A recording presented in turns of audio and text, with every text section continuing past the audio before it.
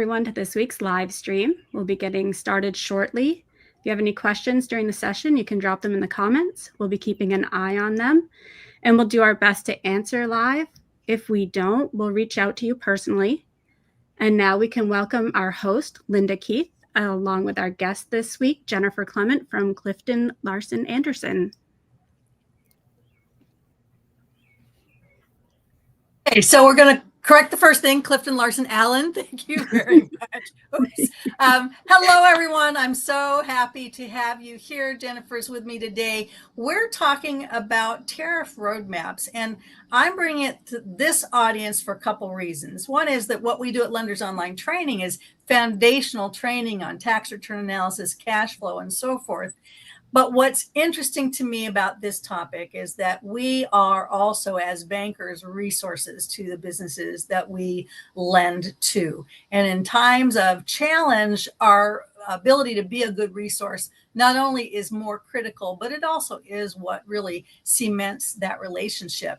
That said, our topic today hits both kind of the relationship management side, helping our borrowers, bringing them resources, being an important resource to them, but also our need to look at how they're mitigating their risks so that we can mitigate the risk of our financial institutions. So it sort of hits the lending and credit side both. Today we have Jennifer Clement with CliftonLarsonAllen CPAs. I've seen several of the webinars she's done. She is like the person to listen to when it comes to not only the broad picture of what tariffs are doing now and might do to us, but really specific, actionable insights on this topic. So Jennifer, welcome so much. So very happy to have you here today.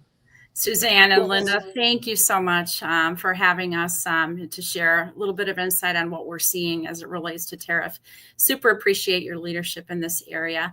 I just want to quick kick things off. Tariff is very much of a team sport. So disclaimer slide, anytime we've got very technical questions, we like to involve folks who have experience in the customs world, trade attorneys and others. So we're, what we're offering today are high level insights, but should not be considered legal advice. That's a good idea. Jennifer, will you start out by telling us your background, particularly in Asia, when you were doing so much in the supply chain? Why is it that you know so much about this? Yeah. So anyway, just quick disclaimer, broadcasting live today from University Ridge Golf Course and was in lovely Madison, Wisconsin. My son is day 2 of the state tournament, so super excited to watch him with this big finish today with his team. We as a family lived in China, Suzanne and Linda, from 2015 until 2019. So, and at that time, I worked for a supply chain company for about 6.5 years total before I came to CLA for the last 3 years.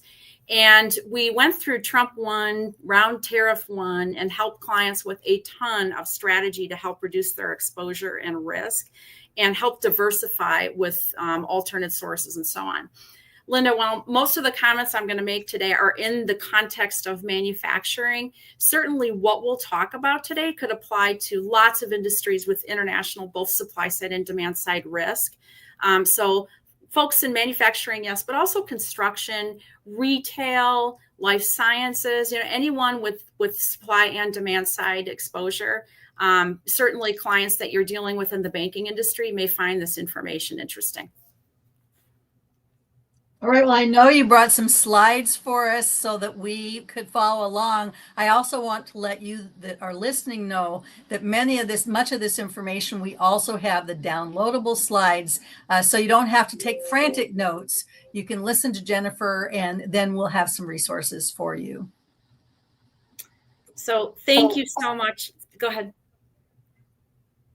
Oh, you've got it. You've got the slides up. All right, everybody. Thank you so much. So, and as mentioned earlier, any comments today not to be considered as legal advice, we definitely recommend weaving in a trade attorney. Some of the questions that I get most often are and it's really what I'd love to share with you today, a little bit of insight on what we're hearing and what we're seeing and what folks are doing about it, is question number 1 I typically get is, this is a very volatile time. Jennifer, when do you expect things to calm down so we can get back to business planning and have some predictability in our numbers and our forecasts and our budgeting? If we use 2018 to 20 as a guide, it took about 2 years for the numbers to calm down. And then they stayed quiet for quite a long period of time through the election cycle. And then starting in January, as was promised by President Trump, who's been talking about tariffs for the last 40 years, so no surprises. Tariffs, again, became a favored negotiating tool when dealing with international relations. So as a result, we've seen quite a bit of volatility. And most recently, if we look in 2019, 2020, we were at about 22% or so. Tariffs, and specifically with China, are now bounced down to around 30% with 10% for inbound, anybody who's shipping to China. So we do expect to see some volatility in numbers for quite some time. Or do you have a slide on that? I think you have a graph slide for that. So from a macroeconomic perspective, here's currently what we're seeing. And, it's funny, Linda, every time I put this slide up, we're correcting it within a few hours because there's been changes, as you know, within the time span of a tweet, we may see a change. But where we're currently at is we're right around 30 with China, 10 with the rest of the world in terms of inbound tariff for imports. Just recently, last week, Wednesday, we saw a 50%, aluminum and steel went up to 50% under Section 232. And this is really what's interesting about the previous tariffs from January till last week. Most tariffs from a cash flow standpoint, Linda, impacted us at time of shipment. So for anyone, guys, who have clients in the banking world who were trying to figure out, okay, what is cash flow going to look like? If the tariff say a tariff went from 30 or from 145 down to 30 at time of shipment, that 30 applied to us. And then at the time, the product would spend time on the water, we'd receive it. And if tariff went up while the product was on the water, we'd get the benefit of the lower tariff rate. With the steel and aluminum and derivatives tariff that went in place last week, Wednesday, that is not the case, as our understanding. So while the goods were on the water, the tariff actually doubled. So a lot of folks were not planning for the cash flow that's going to be required as soon as those goods are received in port. So that's something to be thinking about. If you have any clients, folks, that have steel or aluminum exposure or derivatives, so if they have an assembly that's all plastic with some metal parts, those metal parts would be tariffed at the 50% rate. So we do have to take a look at cash flow for inbound goods, because even if those goods were on the water, we're going to have to pay at the doubled rate. Jennifer, your slide is still your front slide. It's not the one with the graph on it. Okay. So it has not changed. It has not changed. Okay, hold on. Let me reshare. There you go. There it is. There it is. There it is. Okay. Okay, so you can now see this? Yes, I can see yep. Okay, groovy.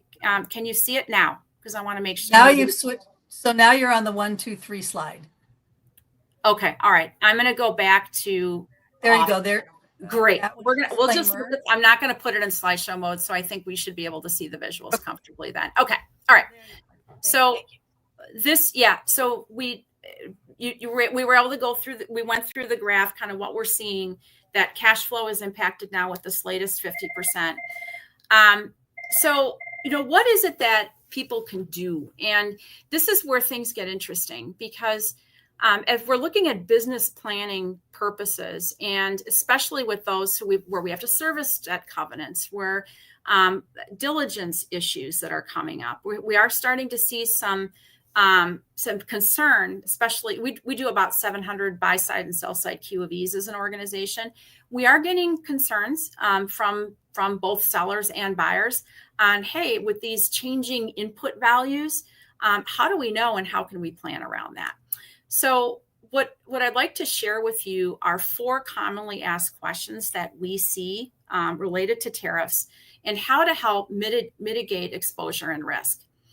Before we move away from this one, Jennifer, let me jump in. Sure. What I think is interesting about the time we're in now is that because of these increased tariffs and volatility, businesses are doing what they should do periodically anyway, right? Yep. So I want to back up to that one. So this idea that right now we ought to be taking some immediate steps and then planning for next 12 months. And after that, you might have some business borrowers who thought they were doing this already and they're already in stage 3 and don't realize they need to go back to stage 1. That it's time, given the volatility, to really look at it again.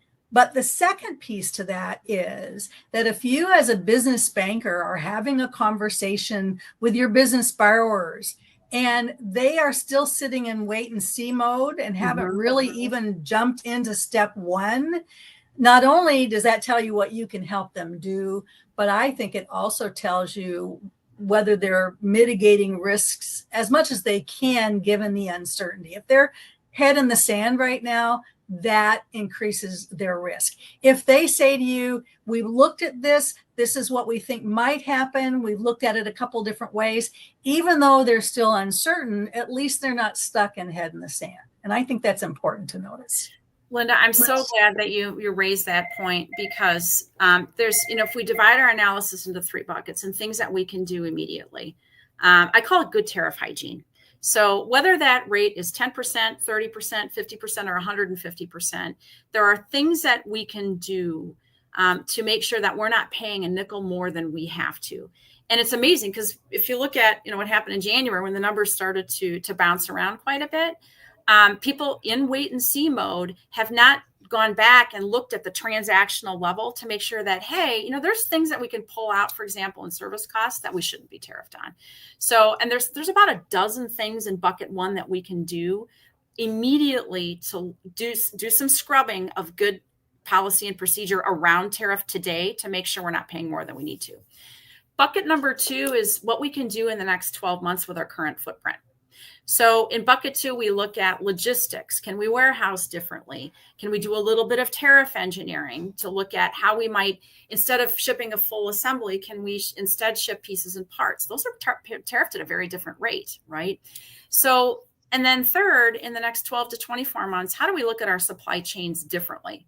So, and we hear a lot about that starting in 18 when people said, hey, we need China plus 1. For our sourcing strategy. And then in 2020, it was anywhere but China, ABC sourcing.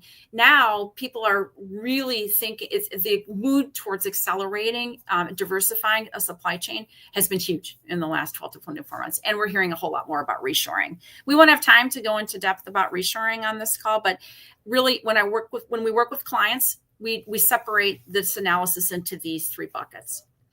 Linda, would it be helpful to share a few examples? Love to hear that. And notice that with these examples, they may not be specific to what your borrowers do, but they might give you an idea of a direction that a borrower could be taking. You bet. Yeah, appreciate that. And when we do an analysis and a full roadmap assessment for a client in these 3 buckets, we split our analysis into 20 different areas and see which ones apply to the client. I'm going to share with you 4 very quickly. I'm going to just touch on those so that you get a feel for the different kinds of things that we can do and the different levels we can pull as we're thinking about a tariff mitigation strategy and a roadmap. So is this slide, transfer pricing, come up for us? Is that good? Yes. Okay, awesome. So transfer pricing, this is for multi-site entities. So a parent, say in the US or Germany, and they've got locations that they own and are operating around the world, how we manage the pricing between those related entities is huge. And we have to work carefully with our parent or our sister and subsidiary organizations to understand whatever our tariff transfer policy and are we following it? And what we can typically do is move certain things into services versus product. The product portion gets tariffed, the services portion does not. So if there are management fees that we can roll into that transfer pricing arrangement, have it carefully documented so that we can show it to customs at any time. We can document and defend it. Transfer pricing is a super powerful tool between related entities. You can do that, Jennifer. Sometimes you're just describing what already was going on. It wasn't important to describe it that way before, and now it is. Absolutely. And we have to be ready to document and defend what that policy and procedure looks like, because it could be audited by customs at any time. Okay. But this is a really powerful tool. Another one that's related, whether the entities are multi-site related or not, is invoice splitting. And what we're doing here is we want to legally reduce the tariffable value versus the non-tariffable value of the product. So low-hanging fruit, guys. So for example, we can pull out freight insurance. So international freight and the cost of insuring the goods when they're on the water can be pulled out into a services invoice, separate from what we present to customs as the invoice for tariff purposes, the dutiable costs. Okay. So you can see that there's distribution fees, freight and insurance, as I mentioned, supply chain origin fees, certain types of international related packaging also apply. The devil is in the details with each of these. But again, in bucket one, when we're looking at good tariff hygiene, Linda, these are some key things that we can look at and consider pulling out into a service invoice versus a product invoice. That's in our immediate bucket, right? Yep, that's in bucket one. Yep. Good tariff hygiene. Exactly. Another area we get asked about a lot, and this is more of a bucket two item, is, as we're thinking about in the next 12 months or so, how can we move goods differently around the world? And I get asked a lot about bonded warehouses, free trade zones, which are on international soil, and then foreign trade zones, which is working within the four walls of a building within U.S. borders. What these strategies do at a high level is they allow me to delay timing for when I pay the tariff. So, for example, for distributors, if they're bringing in goods and they might, let's say that inventory only turns a couple times a year, a bonded warehouse or a foreign trade zone strategy gets really interesting. Bankers think about it from a cash flow perspective, right? So instead of, when those goods normally land, customs comes in and whoop, there's an ACH sweep of my account within 14 days, right? But if I'm going to sit on that inventory for a few months, I can delay that tariff payment.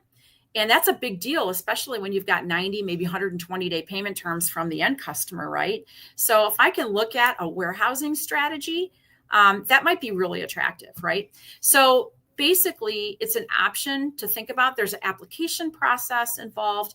We do have to have software and systems up to snuff that can handle the quarantining of inventory that is and is not in the foreign trade zone.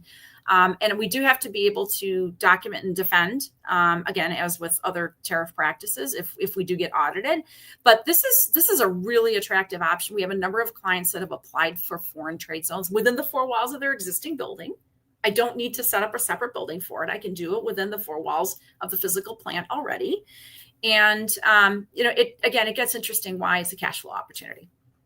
Well, Jennifer, you're going to let them know about this webinar series that you have here at the end. I watched one of them in which this came up, and several manufacturers were talking about how they are going through this process. And it was very clear that at least with one of them, they used to be too small for this to make sense back when tariffs weren't as crazy as they are. And now all of a sudden, their situation hasn't really changed, except the level of the tariffs have changed enough that this process of the foreign trade zone is worth the time and effort to put it together. So I wonder, if you think about your own borrowers, are there things that they didn't used to do because they didn't really need to, but now they become much more important, including the invoice splitting and some of these other things that they could do either easily, or in the case of something like the foreign trade zone, they'd need to be working with an attorney or an accountant who understands it well enough. But it might be time to move forward on some of those things, because really this is the time to say, we don't know how long these tariffs will be going up and down and crazy. We just don't. If we knew 30 days from now, everything would calm down, there's a bunch of things we might not do. But what we don't know is whether it's going to be another 6 months or 3 years. So this is the time to look at some things that didn't need to be done before and maybe are opportunities now. Yep. And, anybody who's exporting, Linda, this gets interesting, right? Because I can bring, let's say I've got international markets from which I'm sourcing. I can bring goods in And if I'm doing a little bit of repackaging, kitting, whatever, I can export those goods. They never entered the US, so I never have to pay duty on them, right? So I can bypass duty entirely. So for anyone who's bringing in a little bit of transformation and then export, this, again, worth looking at from a cash flow perspective. So folks, if you have clients who are operating already on pretty razor thin margins, they've got long payment terms from their end customers, and they've got demand side international clients that they're doing business with, this might be an interesting option to take a look at. We model this out for clients all the time. Okay. And all completely legal always has been. It just hasn't been necessary. And now perhaps it's worth a look. Mm-hmm. Mm-hmm. Absolutely. The other one that I get asked about all the time is, if it isn't already in the chat, Suzanne, is, hey, can we just simply send goods from an international supplier to a country like Canada and warehouse them there and then bring them into the US and bypass tariff? Short answer is no. In order to do that, we would have to achieve a very different level of transformation to the product before bringing it into the US. And as you can imagine, customs has very strict rules about what transformation includes, what that definition includes. So classification code has to change, the functional use of the product has to change, on and on and on. So we have to be ready and document and defend. But today, what we're mostly seeing is, as country of origin change that's important, is to move into a lower tariffed market for supply side sourcing activity. So I just had lunch with one last week, Linda, who has currently 40 factories in China. He has a 5-year plan. 100% of that business is going to get moved out of China. So this activity is very real. It's happening for many folks, in addition to a lot of reshoring activity, for obvious reasons. Why? Fewer borders requests, the fewer tolls we have to pay, the less tariff we have to be exposed to. I am curious, did he tell you where he's moving from China? Yeah. What now? Yeah. Half of those 20, half of the 40 are going to move to Thailand. And so and sourcing conversation is, I could spend a whole hour and a half on just sourcing, Linda, and it's really about, the type of good, the market, availability of inputs, availability of capital, job shop. If we're tier 1, can we get access to the universal suppliers we need to build an assembly and so on? So there's a lot that goes into deciding what does the transformation strategy look like on a global basis. But yeah, exciting time to have these conversations. This would be a bucket 3 conversation, Linda, about what do we want our supply chain footprint to look like for the next 10 years. Yeah. So just to kind of wrap this up and come full circle, as I mentioned earlier, Linda and Suzanne, there are around 20 different things that we take a hard look at as we work with a client to build out a full tariff roadmap assessment and supply chain scrub. So you heard about 4 examples as we could quickly breeze through during our time together today. We went through transfer pricing, a little bit on invoice splitting, a little bit on warehousing, and then country of origin thoughts and strategy. But there's a whole lot more that we can dive into. With any given client, there's typically 4 or 5 as we land on a roadmap strategy to focus on. So most haven't looked at, I'll just, even to go back to one we mentioned earlier with invoice splitting, most have not looked at this, what's customary and legal for purposes under this discussion for years. And with transfer pricing, they may not have updated their transfer pricing for the last 4 or 5 years. It's really great to go through and have the laws changed, and how can we refresh on a regular basis, regardless of what the numbers are, 5%, 50, or 150%. This is good hygiene from an accounting standpoint. Well, and it reminds me, after every recession, a lot of the businesses that come through successfully don't look exactly like they looked when they went into the recession. because they looked again at what products really are our best products, and which markets are our best markets, and are we too concentrated in one customer or one market. And so we do actually have the opportunity, we as businesses and now we as bankers helping businesses, to come through, if we can make it through it all, come through stronger and having taken another look at these opportunities. Fantastic. Yep. Absolutely. So just to kind of tie this up before we wrap up today. So we divide our work in, as we build out a tariff roadmap assessment, in 3 general areas. Look at what are the current state and look like for both their supply side and their demand side work. About 50, just from a manufacturing perspective, about 50% of what we make in this country in the US gets exported.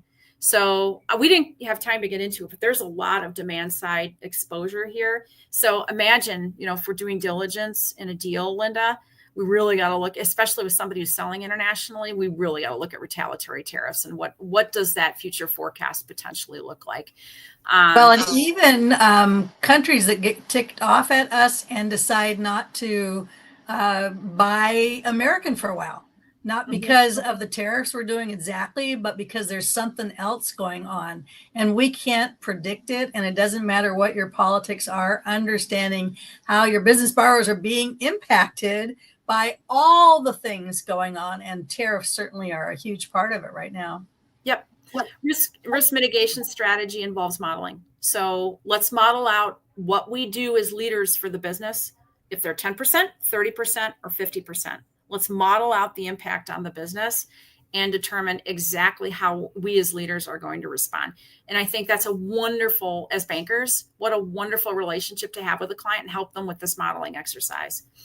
But also, what a wonderful way to see if they're doing anything that makes sense. If your business borrower, if you have the conversation, what are you seeing coming up? And they actually said to you, well, we've already modeled out if it's 10% increase or 30% or 50%. Here's what we think we can do at the first 2. The last one, we would have to be coming to your doorstep to be looking at liquidity issues. I, as the banker, would be really impressed that they've gotten that far.